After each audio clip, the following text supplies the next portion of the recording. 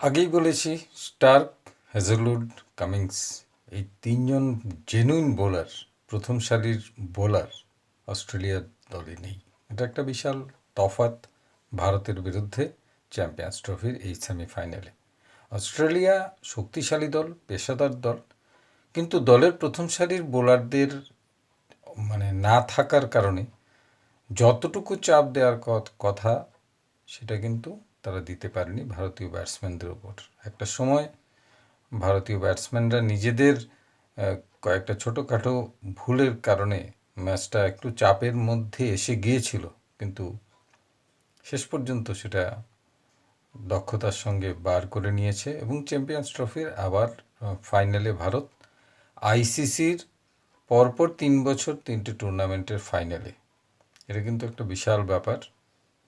ঘরের মাঠে, ভারতীয় দল ঘরের মাঠে 2023-এ ওডিআই যে ওয়ার্ল্ড কাপ হয়েছে এর ফাইনাল খেলেছে, সেখানে রানার্স হয়েছিল।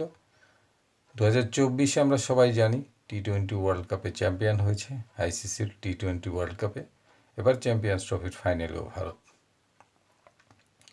অস্ট্রেলিয়ান ব্যাটিং লাইন আপ যথেষ্ট শক্তিশালী, বিশেষ করে ট্রাভিস হেড শুরুটা ভালো করেছেন এবং দলনেতা স্মিথ খুব সুন্দরভাবে, স্টিভেন স্মিথ টেনে নিয়ে গেছেন। আর শেষ দিকে তো মিডল অর্ডারে অ্যালেক্স কেরি একটা অসাধারণ ইনিংস খেলেছেন। সব মিলিয়ে একটা ফাইটিং টোটাল কিন্তু তারা ভারতের সামনে দিয়েছিল। 264 দুবাইয়ের মাটিতে এই পিচে, যদিও এই পিচটা নতুন পিচ, মানে একেবারে টান পিচ নতুন। এই পিচে অস্ট্রেলিয়া আর ভারতের সেমিফাইনাল হয়েছে। তো এই পিচে সেখানে টসে জিতে তারা 264 করেছিল। দুবাইয়ের যে ড্রাই ওয়েদার, সেখানে 264 সেকেন্ড ইনিংসে টপকানো কিন্তু কঠিন। ভারতীয় দল সেটা করেছে চমৎকারভাবে এবং 11 বল বাকি থাকতে একটা অসাধারণ ইনিংস আমি বলবো যে লোকেশ রাহুল অসাধারণ খেলেছে। যে জায়গায় তিনি এসে ধরেছেন এবং যেভাবে টেনে নিয়ে গেছেন। বিরাট কোহলি তো বলার অপেক্ষাই রাখে না, বিরাট কোহলির জন্যই এই ম্যাচটা বেরিয়েছে। একটা দুর্দান্ত ইনিংস, আরও একটা দুর্দান্ত ইনিংস বিরাট কোহলির। কিন্তু কোহলি যে শটটাতে উইকেটটা দিয়ে এলেন, সেটা না হলেও হয়তো আরও একটা সেঞ্চুরি আমরা দেখতে পেতাম। তো এটা কোহলির যেমন ব্যক্তিগত একটা লস এবং ভারতীয় দলের একটা বিশাল চাপ এসে গিয়েছিল। শেষ পর্যন্ত হার্দিক পান্ডিয়া আর লোকেশ রাহুল ম্যাচটা বার করেছে।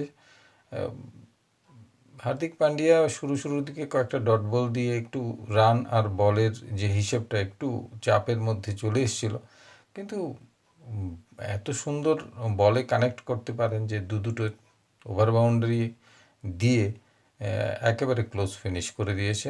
ক্লোজ বলবো ম্যাচটা ক্লোজ ফিনিশে যাওয়ার আগেই সেটাকে শেষ করে দিয়েছে। জাম্পা আর ম্যাক্সওয়েল ছাড়া তাদের সে ধরনের কোনো বোলিং স্ট্যান্ডার্ড নেই। এই বোলারদের বিরুদ্ধে এই রানটা কিন্তু ভারতকে, এই যে চেস করে যেটা করেছে, সেটা ফাইনালে ভারতকে অনেকটা শক্তি যোগাবে। ফাইনাল আমরা জানি নিউজিল্যান্ড আর সাউথ আফ্রিকার মধ্যে ফাইনালটা, সেমিফাইনালে যারা জিতবে তারাই, যে দল জিতবে তাদের বিরুদ্ধে ভারত ফাইনাল খেলবে। কিন্তু ফাইনাল ম্যাচটার আগে আজকের এই যে ম্যাচটা অস্ট্রেলিয়ার বিরুদ্ধে, সেটাই কিন্তু একটা বড় ধরনের ফাইনাল হয়ে গেল বলা যায়। তুলনায় চাপ অনেকটা কম থাকবে। নিউজিল্যান্ড যদি ফাইনালে ওঠে তাহলে লড়াই কিন্তু মন্দ হবে না। আর সাউথ আফ্রিকা হলে, আমার যা ধারণা, এতে সাউথ আফ্রিকা হলে হয়তো সাউথ আফ্রিকা আরও বেশি প্রেসারে থাকবে ভারতের বিরুদ্ধে। কারণ টোটাল টিমের স্ট্রেংথে সাউথ আফ্রিকার থেকে ভালো দল নিউজিল্যান্ড। সেদিক থেকে নিউজিল্যান্ড ভারতের সামনে এলে লড়াইটা অনেক বেশি হবে। ছোটোখাটো কিছু ভুল তো নিশ্চয়ই ছিল অস্ট্রেলিয়ান ফিল্ডিংয়ে। তারা যে ক্যাচগুলো ড্রপ করেছে, এটা ভাইটাল হয়ে গেছে। মূল্যবান একটা সময়ে তারা সেই ক্যাচগুলো নষ্ট করেছে। এইরকম বড় ম্যাচে সেটা পাওয়া কিন্তু খুব কঠিন। সব মিলিয়ে খুব ভালো একটা লড়াই, একটা টান লড়াই দেখা গেল চ্যাম্পিয়ন্স ট্রফির। এবার ভারতীয়রা, আমরা যারা আছি, আমরা ফাইনালে অপেক্ষা করব। নিশ্চয়ই নজর রাখবো সেকেন্ড সেমিফাইনালের দিকে, নিউজিল্যান্ড আর সাউথ আফ্রিকা কে জেতে। এই টুর্নামেন্ট একেবারে স্মুথলি বেরিয়ে গেছে। সেকেন্ড সেমিফাইনাল যেটা হবে সেটা পাকিস্তানে হবে। সেদিক থেকে পাকিস্তান বলতে গেলে অনেকটাই সফল। একটা আন্তর্জাতিক মানের টুর্নামেন্ট, আইসিসির টুর্নামেন্ট তারা শেষ পর্যন্ত করতে পারছে। এটা বিশ্ব ক্রিকেটে একটা তাদের কাছ থেকে একটা বার্তা। কিন্তু পাকিস্তান সম্পর্কে একটা ধারণা কিন্তু এখনও রয়ে গেছে। পাকিস্তানের ক্রিকেটের আবহ কিন্তু এখনও আগের মতো আর তৈরি হচ্ছে না। শুধু ইন্ডিয়া পাকিস্তান ক্রিকেট দিয়ে তো আর হবে না। মাঠগুলো বা উইকেটগুলো বা এই যে বৃষ্টির কারণে ম্যাচ ওয়াশ আউট হচ্ছে, বৃষ্টি বন্ধ হওয়ার পরেও সেখানে খেলানো যাচ্ছে না, এই বিষয়গুলো কিন্তু আন্তর্জাতিক ক্রিকেটের ক্ষেত্রে পাকিস্তানের আয়োজনের ক্ষেত্রে বড় প্রশ্ন থাকবে। সেগুলোকে শুধরাতে হবে এবং একটা সুন্দর পরিবেশ যদি তৈরি করতে পারে, হয়তো আগামী দিনে পাকিস্তানে আরও বেশি টুর্নামেন্ট হবে। আমরা এবার তাকিয়ে থাকবো দুবাইয়ে ফাইনাল ম্যাচের দিকে। তার আগে সেমিফাইনাল আগামীকাল। নমস্কার।